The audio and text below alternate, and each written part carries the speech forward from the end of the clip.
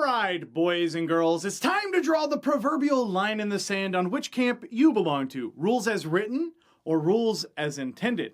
Because today we're talking about some crazy theory crafting in Dungeons & Dragons 5th edition on broken or OP spell combos and the possibility of straight up one-shotting a Tarrasque, or maybe it's one-rounding a Tarrasque if you really want to play semantics here. Prepare for a flood of comments in the argument section because this one is going to be a little touch and go. Okay, so the question is can you one-shot a Tarrasque? To which I would reply, yes, and also no, depending on your DM. But first, let's take a look at this bad boy to see exactly what we're trying to bring down. As you can see, the Tarrasque's stat block is an absolute beast of a creature to deal with 676 average life and 30 in strength and a bunch of damage immunity, legendary resistance 3 times a day, straight up magic resistance. Oh, and its hide is so thick that it can literally reflect fire bolts and the like back at the caster. But boys and girls, it does have its weaknesses, specifically its charisma and wisdom saving throws.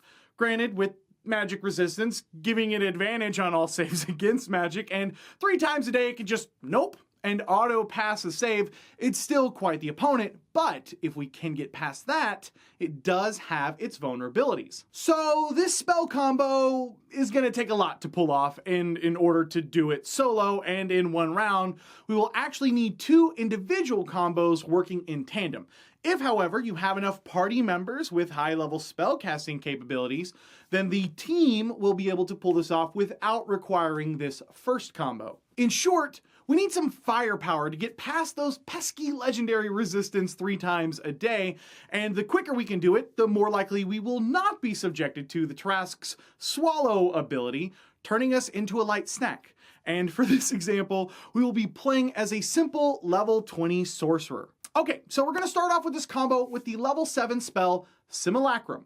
This spell is going to allow us to create an illusion so powerful that it is in essence a total duplicate of our sorcerer, with a few caveats of only having half our life and the fact that it cannot regain any spell slots.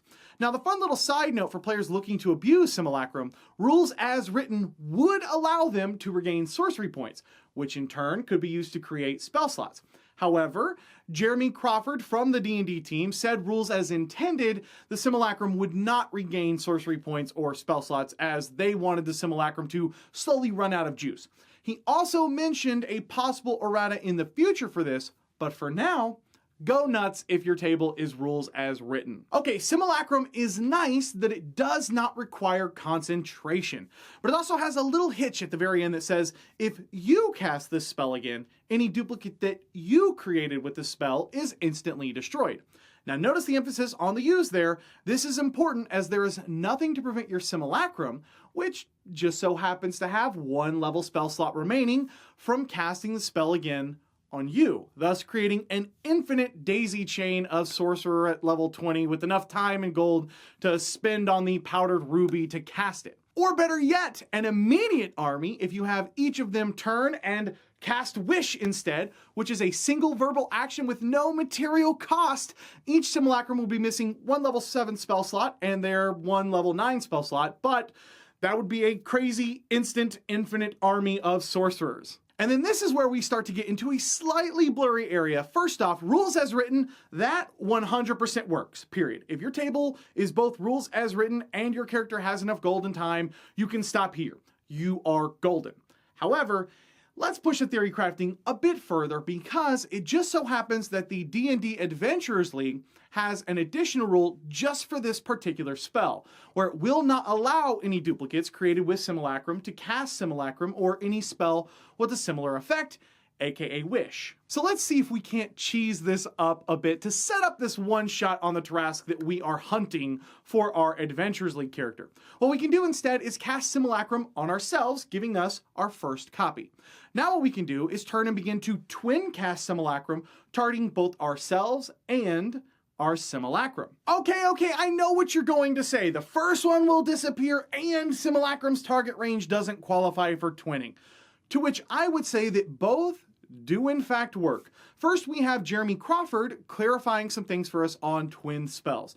In his tweet in regards to the twin spell test, he says, Can the spell affect only one creature at the spell's current level? Looking at Simulacrum, we can see that it says, quote, one beast or humanoid that is within its range. So check. And is the range not self? Looking at the spell, it has a range of touch, not self, like the spell Alter Self, for example. So check. It is, in fact, twinnable. Next, we have the whole disappears thing. This is a little more blurry, but looking at the wording for spells that have longer casting times than one action, we have, quote, when you cast a spell with a casting time longer than a single action or reaction, you must spend your action each turn casting the spell, which implies the process of casting it, not that it has cast. Let's continue. And you must maintain your concentration while you do so. If your concentration is broken, the spell fails, but you don't expend a spell slot. This implies to me logically that since we did not in fact spend a spell slot, we've not actually cast the spell.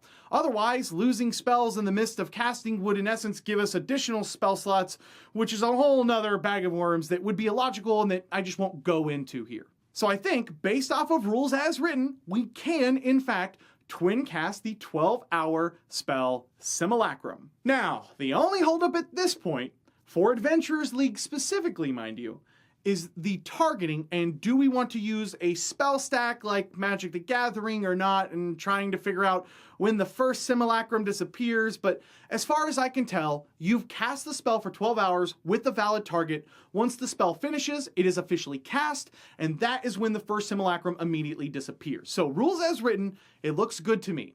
And you would now have two Simulacrums, one of you and one of your original copy, which has now officially disappeared. So if your DM is still giving you fits, just cast Simulacrum on yourself and another powerful caster, okay? You should be fine. The point is that we need high-level casters. So pick somebody else in the party and twin cast it on them and you'll be fine. Now is the fun part as we shift to our second spell combo. You, along with your now 2 copies, or infinite copies if you're not playing in the Adventurers League, go awaken a Tarrasque and have your throwdown. Clearly, a smart plan. What we need to do is power past the 3 legendary resistances that the Tarrasque has for the day. So you and your gang of doppelgangers go into assault mode, and you begin by having them cast Polymorph on it over and over again until you have yourself a nice little slug where the Tarrasque used to be standing. If you are playing in Adventurers League, you're going to want to have your party's Bard, Druid, and any other wizards or sorcerers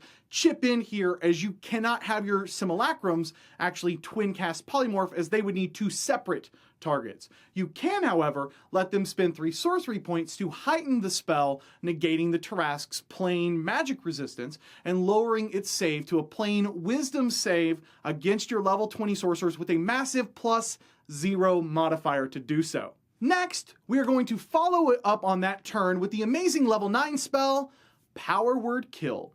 So real quick, before the angry mob wants to jump all over this, let's take a look at the spell. Casting time of 1 action, only a verbal component, instantaneous. You utter a word of power that can compel one creature you can see within range to die instantly. If the creature you choose has 100 hit points or fewer, it dies. Otherwise, the spell has no effect. Now, I know what argument you guys are going to give me here, that after it dies, it would revert back to its normal state and begins to munch on you and all of your fellow sorcerers. So let's look at the Polymorph spell. I want to direct you to a few key points of this spell. The first is the opening wording of, this spell transforms a creature that you can see within range into a new form. That will be important here in just a moment. The next part is what most people would use to argue against this combo, which is the, quote, the transformation lasts for the duration or until the target drops to 0 hit points or dies, end quote. Along with, quote, when it reverts to its normal form, the creature returns to the number of hit points it had before it transformed, end quote. And finally, to understand why we needed to turn it into a slug, we have the part of the spell that says the target assumes the hit points of its new form. So that allows us to hit it with Power Word Kill. All right, stay with me here. So a lot to unpack here, but in short, turn the Tarrasque into a new form with less than 100 hit points, Power Word Kill it. That's the goal. The only question is would it revert back to its normal hit points when it dies? To which I would say, rules as written, it does not. Because Power Word Kill doesn't do damage. It just causes the creature to outright die. And we know that Polymorph gives our Tarrasque less than 100 hit points. Power Word Kill would cause the creature to just die. To back me up on this, we have additional clarification from two sources, both from the original Dungeons & Dragons 5th edition team members, Jeremy Crawford and Rodney Thompson, talking about a practically identical set of rules with the Druid's Wild Shape, which you'll note has the exact same terminology as Polymorph, with how it describes forms and how dropping to 0 or dying will revert you to your previous form. So practically identical in every way. Jeremy Crawford chimed in on the power word kill combo against Wild Shape and said, quote, if you have 100 HP or fewer, power word kill causes you to die. Notice that it doesn't say you drop to 0 HP, end quote. With Rodney Thompson adding, quote, dead power word kill does not deal damage. It causes death. If the target has a certain number of hit points, it dies. And when he was pressed further about the reversion, he added, it reverts physically, sure, but the druid is dead. All right, case closed. There you go, boys and girls. A pair of spell combos to let you one-shot the Tarrasque. I mean, depending on your definition of one shot. I certainly feel like if your character does all the work while your party just sits there and watches while you do literally everything and the Tarrasque is killed in a single round, you know, I think that that should count as a one shot. And the fact that the simulacrums technically have their own initiatives is just semantics. But regardless, it's a lot more definitive and has a lot more legitimate chance to work versus trying to haste a level 20 paladin while they crit on every single hit and roll max damage with every single smite. This can actually work and work pretty feasibly. And if you're willing to have a few teammates work in tandem with you, instead of trying to solo it, this would even be Adventurers League legal. So what do you guys think? Is Simulacrum too powerful or just right? Did Wizards of the Coast make a mistake by not putting out errata for it, even though they're clearly aware of its abuse in the Adventurers League? How would you house rule the Simulacrum Wish combo for Infinite Sorcerers? Maybe make a copy that makes a copy that has half of the spell slots, maybe just a hard cap of 3. What? Let us know in the comments down below. I, of course, want to give a huge thank you to all of the amazing patrons over at welcomeadventures.com. It's because of you guys that I can keep doing this. Without you, I wouldn't be able to. And so for that, I'm just incredibly grateful. Thank you, thank you, thank you. If you guys like what I do here and you want to support content just like this while snagging some extra rewards like monthly maps or jumping in a one-on-one meeting with me. In fact, I think today I have one slot left for June. So I think I have one slot if you guys want to snag that right now, if you've been waiting for one to open up. I think one has just opened up and today will be the last day of the month to jump in for a meeting for June. So welcomeadventures.com is a great way to support the channel and grab some rewards for yourself. If this is your first time here, I would love to have you subscribe. Every week I put out new videos on GM tips, player tips, tutorials, and weird combos like this. So if that sounds like something you might be interested in, just hit that subscribe button down below and come join us. Thank you guys so much for watching. My name is Cody, and may your games be filled with awesome memories and even better friends. I'll catch you guys next time. Yeah.